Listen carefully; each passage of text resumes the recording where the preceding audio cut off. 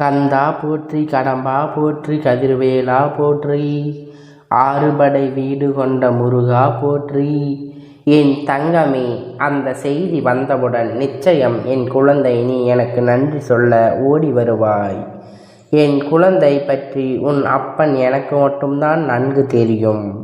உன்னுடைய வாழ்க்கையில் உன்னை சுற்றி நடக்கின்ற பல விஷயங்களை பற்றி எனக்கு மட்டும்தான் தெரியும். வேறு யாராலும் அதை சரியாக கணிக்க முடியாது. உன் எதிர்காலம் இப்படித்தான் உன் வாழ்க்கையில் கிடைக்க வேண்டும் என்பது விதியாக இருக்கும் பொழுது அப்படித்தான் உன் வாழ்க்கை சேரும். என் குழந்தை, அதற்கு முன்பாக நீ அதற்காக எத்தனை தான் உன் மண்டையை போட்டு உடைத்தாலும் சரி, உன்னுடைய மனதை போட்டு குழப்பினாலும் சரி, அது உன் கையில் வந்தே சேர்ந்துவிடும். என் தங்கமே, அதனால் தானே எல்லோரும் தன்னுடைய வாழ்க்கையில் இருக்கின்ற மொத்த பாரத்தையும் தெய்வத்தின் மேல் போட்டுவிட்டு அமைதியாக இருந்து விடுகிறார்கள். நமக்கு எப்பொழுதும் கிடைக்க வேண்டும் என்று இருந்தால் அது நம் இடத்தில் எப்படியாவது கிடைத்துவிடும். இப்பொழுது அப்படித்தான் மாறிவிட்டாய் அல்லவா? அப்பன் நானும் போராடி பார்த்தேன், மன்றாடி பார்த்தேன், எனக்கு கிடைக்கவில்லை. இப்பொழுது நீயாவது மனது வைத்து நான் கேட்டதை கொடுப்பாயா என்று நம்பிக்கையில் உன்னையே சரணடைந்து விட்டேன் என்றுதானே என் குழந்தை நீ என்னை சொல்லிக் கொண்டிருக்கிறாய். என் தங்கமே, நிச்சயம் அப்படி இருக்கின்ற உன் வாழ்க்கையில் உனக்கானதை எல்லாவற்றையும் செய்து கொடுக்க வேண்டியது என்னுடைய பொறுப்பல்லவா? நீ கேட்டதை நான் உன் கையில் அப்படியே தருகிறேன். என் பிள்ளை, முதலில் நீ வைத்திருந்த நம்பிக்கை அப்பனின் மீது, அதில் அன்பு கொண்டதற்கு பலனாகத்தான் இது உனக்கு கிடைக்கப் போகிறது. இந்த அப்பன் உன் வாழ்க்கையில் செய்து கொடுக்க சத்தியம், நான் உனக்கு கொடுக்க வாக்கு இன்று உன் வாழ்க்கையில் நிஜமாக போகிறது. என் தங்கமே, அன்பிற்காக ஏங்கி தவித்து நிற்கிறாயா அல்லவா? உன் உண்மையான அன்பு நம்மோடு வந்து விடாதா என்று நீ ஏக்கம் கொண்டாயல்லவா? அந்த ஏக்கம் உனக்கு இன்றே தீரப்போகிறது. உன் வாழ்க்கையில் நீ நினைத்தது மட்டுமே நடக்கப் போகிறது. கஷ்டகாலங்கள் எல்லாம் தீரும் நேரம் வந்துவிட்டது. என் பிள்ளை, உன் முகத்தில் சந்தோஷத்தை காண உன் அப்பன் நான் ஆவலோடு உன்னை காண வந்து கொண்டு இருக்கிறேன். என் குழந்தை, எல்லோரும் மற்றவர்களின் துணையை எதிர்பார்த்து நிற்கிறார்கள்.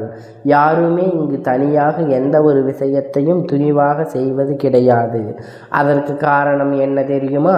சரியாக இருந்தால்தான் தன் செய்தது என்று பெருமைப்பட்டும், அதே நேரத்தில் அந்த விஷயம் தவறாகிவிட்டால் என்றால் யார் ஒருவர் துணைக்கு வந்து இருக்கிறார்களோ அவர்கள் மீது பழியை போட்டுவிட்டு தப்பிவிடுவார்கள். உண்மை இதுதான். ஆபத்து என்ற ஒன்று வந்தால் நமக்கு துணையாக இன்னொருவர் இருக்க வேண்டும் என்று கூறுவது எதற்காக என்று இப்பொழுது நீ யாருடைய துணையும் தேடாதே. யாரும் உன்னை துணைக்கு அழைத்தாலும் அவர்களை உடன் எதற்கு அழைக்கிறார்கள், அவர்கள் நம் உதவியை எதற்கு நாடுகிறார்கள் என்ற அர்த்தத்தை எப்பொழுதும் நீ புரிந்து கொண்டு விட்டாய்.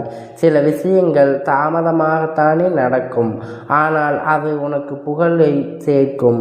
வாழ்க்கையில் படாத கஷ்டங்கள் எல்லாம் என் பிள்ளை பட்டு விட்டாய். சுற்றி இருக்கின்றவர்கள் கொடுக்கின்ற சோதனைகள் எல்லாம் தாங்கிக் கொள்ள முடியாமல் என் பிள்ளை நீ பட்ட வேதனைகள் ஒவ்வொன்றுமே உன்னுடைய மனதில் அத்தனை காயங்களை ஏற்படுத்தி இருக்கிறது.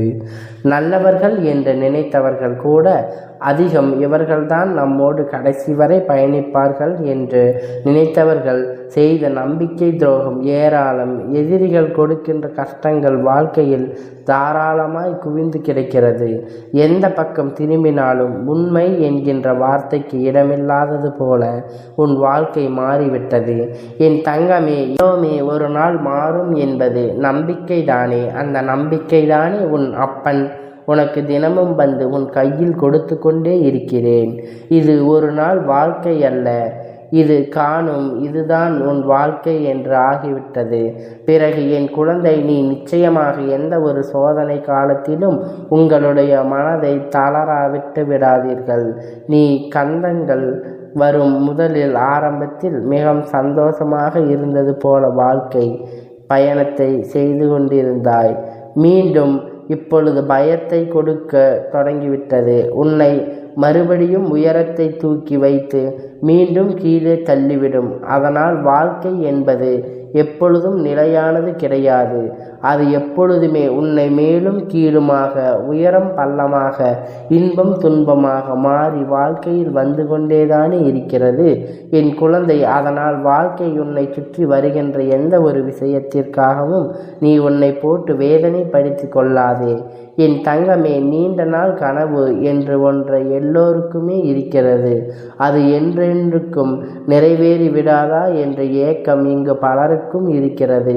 உன்னுடைய ஏக்கம் உன் வாழ்க்கையில் தீரப்போகும் நேரம் இந்த அப்பன் என் வாழ்க்கையில் இருக்கின்ற என்பதை நீ புரிந்துகொள். அத்தனை சாதாரணமாக மாறிவிடும். எல்லாவற்றையும் அப்படியே விட்டுவிட மாட்டேன். சோதனைகளும் வேதனைகளும் கொடுப்பவர்கள் சந்தோஷமாக இருக்கிறார்கள் என்று நீ நினைக்கலாம். ஆனால் அவை எல்லாவற்றிற்கும் ஒரு தீர்வு என்ற ஒன்று இருக்கிறது. அதற்கு தானே தெய்வம் என்ற ஒன்று இருக்கிறது.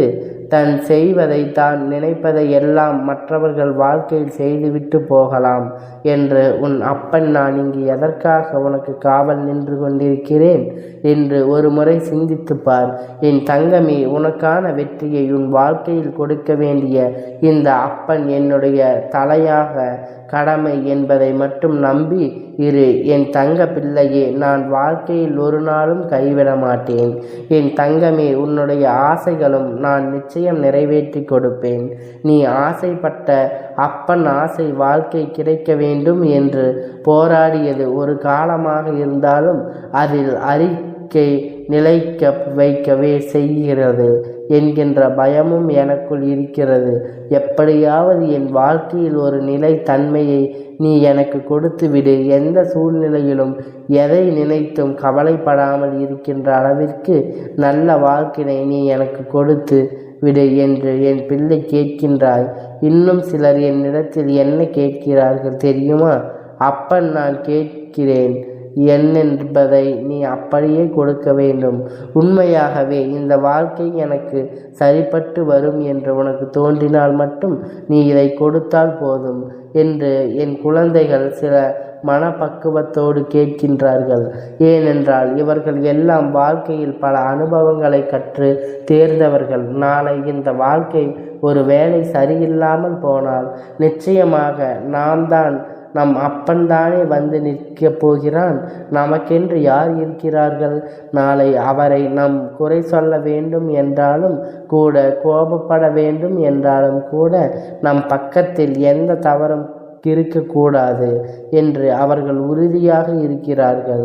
என் தங்கமே, இது போன்ற என்னிடத்தில் கேட்டு வாழ்க்கையை பெற்ற எந்த ஒரு குழந்தையும் அவர்கள் வாழ்க்கையில் தேர்ந்ததாக சரித்திரம் கிடையாது. என் தங்கமே, நீயும் என்னிடத்தில் இதே போல தானே என்னிடத்தில் கேட்டிருக்கிறாய். ஆனால் நிச்சயமாக இந்த நேரத்தில் என் தங்கமே, உன்னுடைய மனதை கொண்ட நம்பிக்கையோடு இந்த அப்பனை கையெடுத்து வணங்கு. இந்த அப்பன் உன்னுடைய இல்லத்தில் இருந்து உனக்காக எல்லாம் நல்ல விஷயத்தையும் செய்து கொடுப்பேன் என்பதை மட்டும் நீ மறந்து விடாதே. என் பிள்ளை, வாழ்க்கையில் எல்லாவற்றையும் தர வேண்டியது என்னுடைய பொறுப்பு என்பதை உணர்ந்து கொண்டால் எந்த விஷயமும் உனக்கு கிடைக்காமல் இருக்காது. மனவேதனை அடைய மாட்டாய். நான் ஒவ்வொன்றாக உன் கையில் கொடுக்க போகிறேன். சந்தோஷமாக என் செல்ல குழந்தை. இந்த அப்பன் மீது உடைய ஆசீர்வாதங்கள் எப்பொழுதும் முழுமையாக கிடைக்கும் என் அன்பு பிள்ளையே. அதனால் நீ எதற்காகவும் கலங்காதே, எதை நினைத்தும் வருந்தாதே. நீ நல்லதையே நினை. உன் வாழ்க்கையில் எப்பொழுதும் உனக்கு நல்லது மட்டுமே நடக்கும். என் செல்ல பிள்ளையே, உன் வாழ்க்கையானது உன் எண்ணம் படிதான் அமையப் போகிறது. அதனால் எப்பொழுதும் உன் எண்ணங்களை தூய்மையாக நீ வைத்துக்கொள். உன் எண்ணத்தை நீ எப்பொழுதும் சுத்தமாக, எப்பொழுதும் குழப்பமில்லாமல் உன் வாழ்க்கை சிறப்பாக இருக்கும் என்று செல்லமே. இப்போது உன் மனதில் நீ என்ன யோசிக்கிறாய், என்ன செய்வதற்கு திட்டமிட்டு கொண்டிருக்கிறாய்? அவை அனைத்தும் ஒன்றபின் ஒன்றாக சொல்கிறேன் கேள். அவை கேட்டால் நீயே ஆச்சரியப்பட்டு வியந்து விடுவாய். இதனை அனைத்தையும் உன் அப்பன் அவர்களுக்குள் மனதுக்குள்ளே வைத்திருக்கிறார். அனைத்தும் இந்த அப்பனுக்கே தெரியும். கந்தா போற்றி, கடம்பா போற்றி, கதிர்வேலா போற்றி, ஆறுபடை வீடு கொண்ட முருகா போற்றி.